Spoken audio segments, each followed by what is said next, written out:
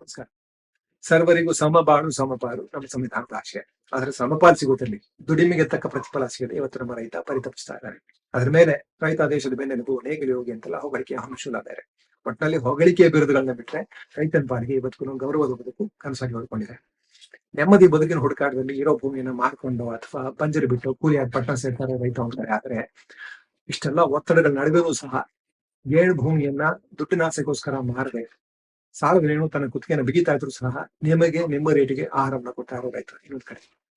ಬನ್ನಿ, ರೈತ ಆ ತಾಯಿನ ಸಲ ನೋಡಿ ಅವನ ಪರಿಸ್ಥಿತಿಯನ್ನ ಸಮಸ್ಯೆಗಳನ್ನ ಅರ್ಥ ಮಾಡ್ಕೊಳ್ಳಿ.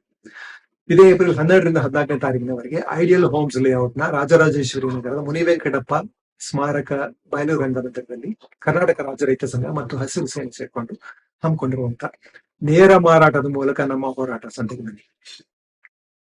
ಮಧ್ಯವರ್ತಿ ಇಲ್ಲದೆ ವ್ಯಾಪಾರ ಸಾಧ್ಯ ಅಂತ ತಿಳಿದುಕೊಳ್ಳಿ.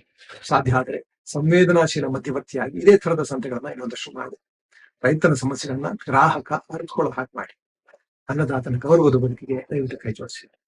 ನೆನಪಿರ್ಲಿ, ಇದು ನಿಮ್ಮ ಆಹಾರ. ಕಾರ್ಪೊರೇಟ್ ಕಪಿಮುಷ್ಟಿಗೆ ಸಿಕ್ಕಾಕೊಳ್ದಿರೋಂಗೆ ಕಾಪಾಡಿಕೊಳ್ಳುವಂತ ಕೊನೆಯ ಅವಕಾಶ ಬಂತು.